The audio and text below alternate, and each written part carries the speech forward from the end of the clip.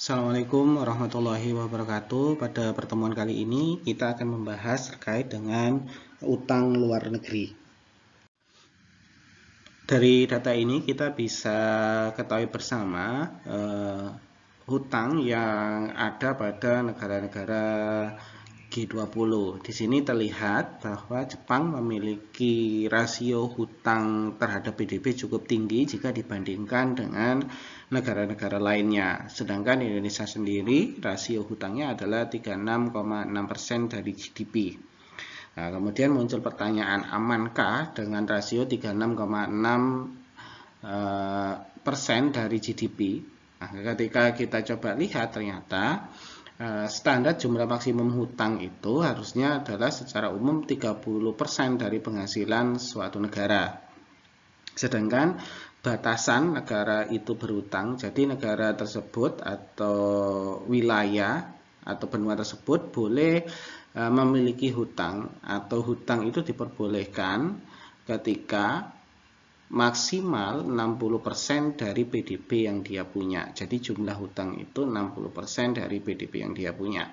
Dari beberapa pengertian ini dapat kita simpulkan bahwa sebenarnya ketika melihat rasio hutang Indonesia yaitu 36,6%, ketika dilihat dari batasan di mana 60% dari PDB, maka bisa kita katakan utang Indonesia menurut aturan maka itu masih dianggap wajar karena nilainya masih 36,6%. Kemudian yang sering menjadi pertanyaan bagi berbagai macam orang atau instansi yang dia memiliki konsen terkait dengan pembahasan utang negara, akan timbul pertanyaan mengapa sebuah negara itu perlu berhutang dan apa manfaatnya ketika negara tersebut memutuskan untuk berhutang.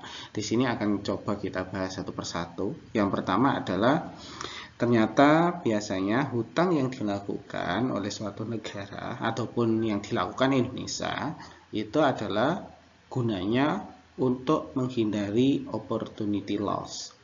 Maksudnya utang untuk menghindari opportunity loss itu seperti apa? Harapannya adalah dengan Indonesia melakukan hutang, ya, harapannya Indonesia mampu menjaga momentum dan menghindari resiko yang muncul di kemudian hari. Maka untuk menjaga momentum pertumbuhan ekonomi yang tinggi atau menghindari resiko yang muncul di kemudian hari ketika tidak segera berhutang, maka ini adalah salah satu manfaat hutang. Contoh case-nya atau contoh kasusnya seperti apa? Katakanlah sesuatu yang memang tidak bisa dihindari dan harus segera terpenuhi itu adalah ketika kita berbicara terkait kebutuhan pangan atau masalah kesehatan. Katakanlah ketika di suatu negara ketahanan pangannya terganggu, katakanlah angka kemiskinannya tinggi menyebabkan angka kelaparan yang cukup tinggi sehingga tingkat kesehatannya menurun. Nah, untuk menghentikan problem itu biasanya banyak negara-negara yang melakukan hutang untuk menutupi atau untuk mempertahankan ketahanan pangan. Kenapa harus segera dilakukan? Ya, supaya tadi ketika ketahanan panganannya terjaga, harapannya adalah kebutuhan nutrisi penduduknya itu terpenuhi. Ketika penduduk itu nutrisinya terpenuhi, mereka semakin produktif dan GDP itu akan semakin meningkat nantinya. Nah, itu yang dikatakan untuk menghindari opportunity loss. Nah, ketika ketahanan pangan ini tidak bisa diperhatikan dengan baik, maka secara otomatis ketika terjadi permasalahan fasilitas ketahanan pangan, katakanlah banyak timbul kelaparan yang akibatnya katakanlah kondisi atau nutrisi masyarakatnya itu jelek, akhirnya masyarakat menjadi tidak begitu produktif sehingga nantinya pasti akan menghambat aktivitas ekonomi yang ada. Demikian juga contohnya ketika kita berbicara terkait dengan kesehatan, terutama pada masa pandemi COVID-19. Nah, mengapa katakanlah Indonesia atau negara-negara lainnya bersedia berhutang dulu untuk menyelesaikan masalah kesehatan ketika dihubungkan dengan pandemi COVID? Harapannya ketika pelayanan kesehatan ini ditingkatkan, maka angka terjangkitnya masyarakat terhadap COVID-19 ini bisa dicegah. Nah, ketika pandemi COVID ini nantinya bisa dicegah, harapannya sektor kesehatannya tumbuh, kemudian perekonomian tetap terjaga, dan ujung-ujungnya adalah supaya perekonomian negara yang bersangkutan itu kuat karena mereka dianggap mampu menangani COVID-19. Nah, tapi katakanlah ketika Indonesia dikatakan mereka tidak perlu berhutang untuk pelayanan kesehatan, katakanlah mereka berusaha semampunya saja, artinya pelayanan kesehatan nantinya tidak bisa maksimal karena Indonesia tidak bisa menutupi permasalahan-permasalahan di pandemi COVID, maka akan timbul masalah di kemudian hari. Katakanlah banyak masyarakat yang terjangkit, kemudian akibatnya pertumbuhan ekonomi menjadi lambat karena banyak orang yang sakit, meninggal sehingga tidak produktif, banyak perusahaan yang tutup, dan itu malah akan memperburuk kondisi perekonomian bangsa. Oleh sebab itu, ya, di sini poin pertama bisa dikatakan utang itu dapat menghindari opportunity loss di kemudian hari. Hutang itu diharapkan mampu mengakhiri ya, dampak negatif atau dampak yang mungkin ditimbulkan di kemudian hari, yang mana dampak itu membahayakan bagi aktivitas atau bagi perekonomian di suatu negara. Kemudian alasan selanjutnya kenapa negara itu berhutang. Hutang itu biasanya sifatnya adalah warisan aset. Ketika hutang itu sifatnya adalah warisan aset, di mana asetnya itu merupakan sesuatu yang produktif, tentu saja hutang itu akan bersifat menguntungkan. Tetapi ketika hutang itu meninggalkan warisan aset yang kurang begitu produktif, ya, bahkan merugikan individunya, maka kita akan mengatakan hutang itu akan berdampak negatif. Nah, di sini kita akan membahas terkait hutang itu memberikan warisan aset yang produktif. Dikatakan hutang itu memberikan warisan aset yang produktif atau meninggalkan legacy yang baik itu ketika hutang yang dilakukan oleh sebuah negara itu digunakan katakanlah untuk aktivitas-aktivitas produktif, katakanlah untuk belanja infrastruktur atau digunakan untuk meningkatkan pendidikan. Ketika hutang itu digunakan untuk meningkatkan belanja infrastruktur, katakanlah dengan mendirikan bandara, dengan mendirikan jalan tol, ataupun aktivitas ataupun infrastruktur sosial lainnya, rumah sakit dan segala macamnya, tentu saja walaupun itu dibiayai menggunakan hutang, harapannya adalah bangunan-bangunan atau infrastruktur yang ada itu nantinya mampu menopang aktivitas perekonomian bangsa ke depannya.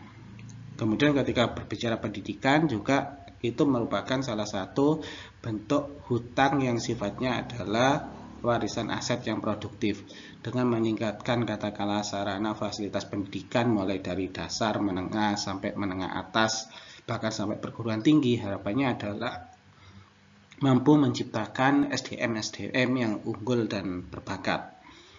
Nah, lewat pembiayaan yang produktif, baik itu bisa dari hutang, maka harapannya adalah aset yang ditinggalkan itu mampu mampu meningkatkan pertumbuhan ekonomi bangsa.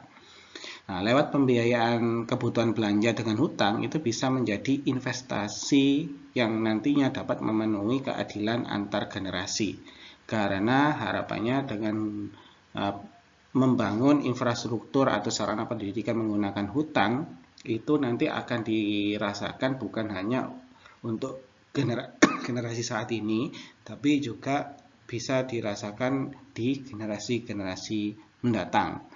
Sederhananya kita akan mengatakan itu adalah golden rule, artinya apa yang sudah dibangun, fasilitas yang sudah dibangun saat ini, katakan ketika kita berbicara pendidikan di Indonesia, katakan mulai sekolah dasar, menengah, atas, sampai perguruan tinggi, semua fasilitas itu dipenuhi, tapi katakanlah menggunakan pembiayaan hutang. Nah, mungkin dampaknya tidak akan bisa dirasakan saat ini, tapi nanti ketika seseorang itu sudah lulus dari studinya, lulus dari pendidikannya, tentu saja mereka akan menjadi SDM yang berpendidikan dan terampil. Nah, serta memiliki harapannya adalah memiliki pekerjaan yang layak dan gaji yang layak juga, sehingga ketika mereka mendapatkan pekerjaan yang layak, gaji yang layak, tingkat produktivitasnya tinggi, tentu ekonomi juga akan bergerak dengan baik. Itu yang kita sebut hutang yang hutang yang dilakukan di masa sekarang itu akan bermanfaat untuk generasi-generasi yang akan datang, atau kita sebut dengan golden rule. Kemudian alasan selanjutnya mengapa suatu negara itu memutuskan untuk berhutang, salah satunya adalah untuk menjaga agar pertumbuhan ekonominya tetap tinggi atau tetap stabil. Nah, tadi sebenarnya alasan menjaga pertumbuhan ekonomi ini berhubungan dengan alasan sebelumnya, di mana alasan sebelumnya negara itu berhutang ya karena untuk membangun salah satunya infrastruktur, kemudian sarana pendidikan dan segala macamnya. Ketika infrastruktur suatu negara itu terbangun, kemudian sektor-sektor pendidikan itu mendapatkan prioritas yang cukup maksimal, maka secara otomatis pertumbuhan ekonomi suatu negara nantinya akan tetap terjaga sampai ke depannya. Nah, sehingga diharapkan dengan adanya hutang ini nanti, terutama hutang itu digunakan untuk aktivitas yang produktif seperti pembangunan infrastruktur, harapannya adalah infrastruktur yang nantinya sudah ada itu digunakan sepenuhnya dan digunakan semaksimal mungkin untuk menjaga agar pertumbuhan ekonomi di suatu negara itu nantinya meningkat atau stabil. Kemudian alasan terakhir kenapa negara itu perlu berhutang. Negara perlu berhutang salah satunya adalah untuk mengembangkan pasar keuangan. Pasar keuangan ini ketika kita bahas pasar keuangan cukup banyak item-item yang ada di dalamnya. Salah satunya adalah jual beli obligasi, kemudian jual beli sertifikat berharga, jual beli surat hutang negara dan segala macamnya. Nah, salah satunya untuk menggairahkan agar pasar keuangan ini bisa berjalan seperti yang diharapkan, perlu peran pemerintah untuk masuk dan sebagai pelaku di dalamnya. Nah, ketika katakanlah pemerintah itu melakukan aktivitas jual beli surat berharga, atau katakanlah bank sentral melakukan jual beli sertifikat Bank Indonesia, atau melakukan operasi kebijakan moneter, operasi pasar terbuka, maka secara otomatis pasar keuangan ini bisa jalan nantinya. Tetapi ketika pemerintah itu tidak mau masuk dalam aktivitas pasar keuangan yang ada di negaranya, maka secara otomatis pasar keuangan itu pasti akan bergerak lesu karena tidak ada yang men-trigger. Salah satunya yang bisa men-trigger itu adalah pemerintah. Karena ketika pemerintah menjual obligasi ataupun surat hutang, tentu saja itu akan dianggap salah satu contoh surat hutang yang sangat menguntungkan karena pemerintah yang mengeluarkan. Ketika pemerintah yang mengeluarkan, secara otomatis pasti akan banyak masyarakat yang beli nantinya, sehingga secara otomatis pasar keuangan ini akan bergerak. Setidaknya itu adalah 4 alasan mengapa negara itu katakanlah boleh melakukan hutang. Tadi dikatakan untuk menghindari resiko ke depan yang jauh lebih parah, kemudian untuk sebagai legacy ya, peninggalan yang produktif, kemudian untuk menjaga tingkat pertumbuhan ekonomi agar tetap stabil, dan yang terakhir adalah menjaga gairah pasar keuangan supaya tetap bekerja. Tentu saja kita akan mendapatkan beberapa aturan di mana hutang ya, negara itu boleh berhutang setidaknya ada batasnya. Tadi dikatakan 60% dari GDP yang ada di negara bersangkutan. Kemudian ketika berbicara utang luar negeri, apa itu utang luar negeri? Kita akan mengatakan utang luar negeri itu adalah ketika setiap penerima ya itu mendapatkan bantuan ya, bantuan itu bentuknya macam-macam, bisa dalam bentuk devisa ataupun devisa yang dirupiahkan, atau bahkan kita sebut rupiah, ataupun bantuan bisa berupa barang atau jasa yang diperoleh dari luar negeri, di mana syaratnya apa yang sudah diberikan itu nanti harus dikembalikan. Itu baru yang kita sebut dengan utang luar negeri, karena ada pemberian yang tidak harus dikembalikan yaitu hibah. Jadi perbedaannya hibah dengan utang luar negeri adalah segala sesuatu yang nantinya diberikan dan harus dikembalikan pada akhirnya dengan syarat-syarat yang sudah ditentukan sebelumnya. Itu ketika kita berbicara utang luar negeri. Nah, ketika berbicara utang luar negeri, ya, jenis-jenis pinjaman itu ada macamnya. Jadi ketika kita berbicara pinjaman atau utang luar negeri, itu setidaknya ada berbagai macam jenis yang nanti bisa diterima. Apa saja di sini akan kita sampaikan. Nah, jenis hutang itu bisa bersifat tiga. Yang pertama kita sebut dengan bantuan proyek. Bantuan proyek ini adalah bantuan luar negeri yang biasanya digunakan untuk keperluan pembangunan suatu negara dengan cara memasukkan barang modal, barang, ataupun jasa. Jadi bantuan luar negeri yang sifatnya bantuan proyek ini biasanya lebih sering digunakan atau lebih sering dilakukan dari negara maju ke negara berkembang. Tujuannya adalah supaya negara berkembang tersebut bisa membiayai pertumbuhan ekonominya dengan membangun berbagai macam infrastruktur dengan cara memberikan bantuan berupa modal, barang, ataupun jasa.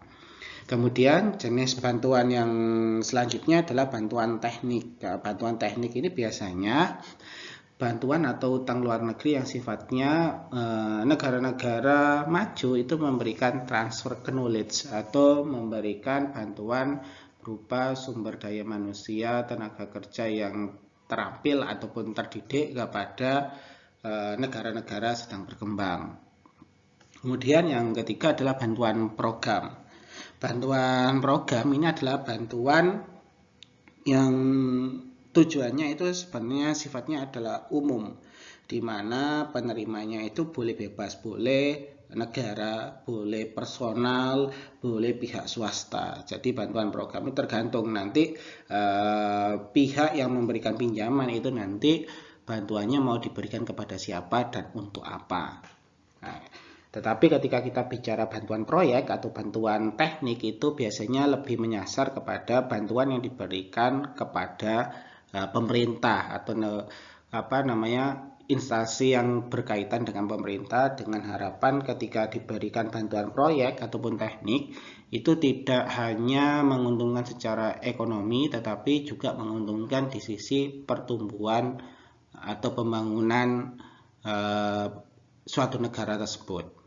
Biasanya lebih sering dari negara maju kepada negara berkembang. Itu ketika kita berbicara jenis bantuan yang nanti bisa diterima atau diwujudkan ketika kita berbicara utang luar negeri.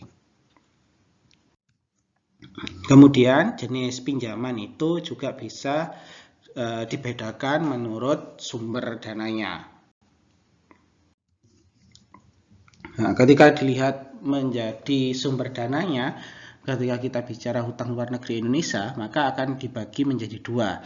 Ada yang kita sebut dengan pinjaman dari lembaga internasional. Jadi Indonesia mendapatkan pinjaman itu ya dari lembaga-lembaga internasional, katakanlah dari IMF, dari World Bank, dari Asia and Development Bank, di mana pinjaman lembaga internasional ini biasanya keuntungan yang didapatkan adalah bunga yang nantinya harus ditanggung oleh Indonesia itu ringan. Kemudian ada juga pinjaman dari negara-negara IGGI, ya. Ini biasanya berupa hampir sama seperti pinjaman dari lembaga internasional, ya. Hanya biasanya pinjaman ini didapat dari negara-negara bilateral keanggotaan saja. Jadi yang masuk ke anggota ini maka dia biasanya akan mendapatkan pinjaman tersebut. Biasanya pinjaman ini merupakan pinjaman lunak, ya, hampir sama, katakanlah bunganya ringan atau cicilannya rendah atau spare waktunya itu panjang. Nah, ini ketika kita lihat dari mana sumber pinjaman yang selama ini didapatkan oleh Indonesia. Kemudian ketika kita melihat pinjaman berdasarkan jangka waktu, ketika kita mencoba membagi jangka waktunya, Maka kita akan membagi pinjaman itu jadi 3 tahapan. Yang pertama kita akan bilang pinjaman jangka pendek, ya, pinjaman yang kita katakan 1 sampai 5 tahun. Kemudian pinjaman jangka menengah 5 sampai 15 tahun dan pinjaman jangka panjang yaitu di atas 15 tahun. Nah, sama seperti pinjaman-pinjaman pada umumnya, biasanya ketika jangka waktunya semakin panjang, tentu saja pinjaman tersebut memiliki bunga yang cukup tinggi biasanya. Tetapi ketika pinjaman tersebut jangka waktunya cukup pendek, biasanya memang untuk setiap kali angsuran atau cicilannya cukup besar, tapi bunga yang mereka bayarkan atau bunga yang nantinya harus dibayarkan itu jauh lebih ringan daripada pinjaman-pinjaman pada jangka panjang. Nah, bagaimana kasusnya sekarang ketika kita pada saat jatuh tempo itu tidak bisa melunasi pinjaman yang ada? Nah, bagi negara-negara yang mengalami kasus ini ada berbagai macam cara penyelesaiannya. Salah satunya adalah dengan merescheduling jadwal angsuran, artinya jadwal angsurannya dirubah atau diperpanjang.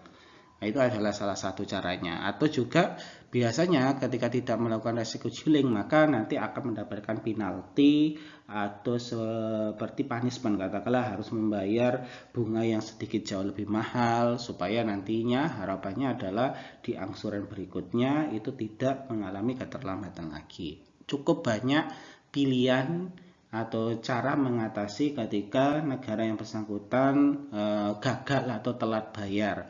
Biasanya menyesuaikan dengan perjanjian antara kedua belah pihak yang melakukan transaksi peminjaman tersebut. Kemudian ketika berbicara jenis pinjaman berdasarkan penerimanya, di sini akan digolongkan menjadi 2. Jadi pinjaman pinjaman negara, ya, utang luar negeri suatu negara itu nanti akan dibedakan menjadi 2. Yang pertama adalah pinjaman pemerintah dan yang kedua adalah pinjaman swasta.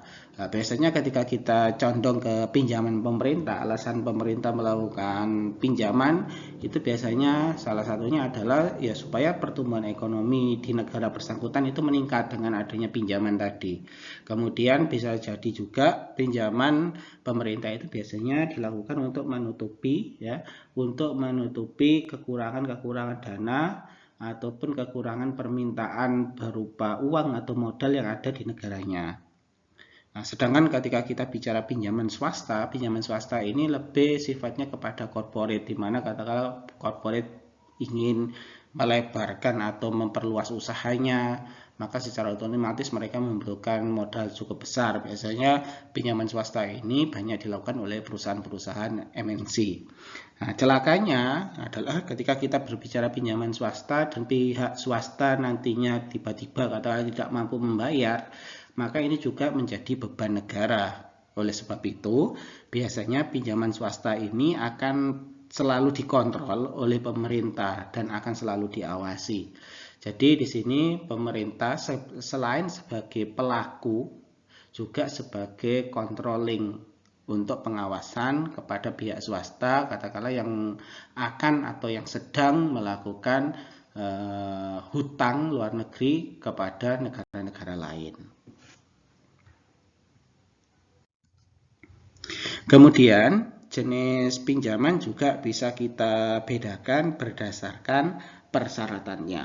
Ketika kita berbicara pinjaman berdasarkan jenis persyaratannya, itu akan dibagi menjadi 2 kategori. Yang pertama kita sebut pinjaman lunak dan yang kedua itu kita sebut dengan pinjaman setengah lunak.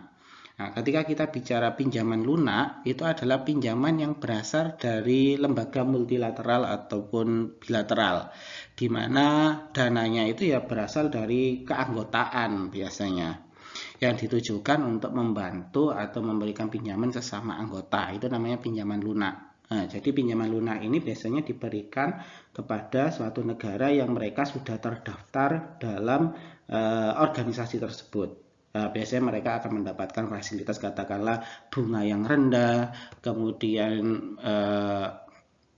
kemudahan akses pinjaman yang cukup mudah dibandingkan dengan negara-negara non-anggota, itu kita sebut dengan pinjaman lunak. Kemudian ada pinjaman setengah lunak, ya. Pinjaman setengah lunak ini biasanya memiliki prasyarat pinjaman lunak tapi sebagian komersial, ya.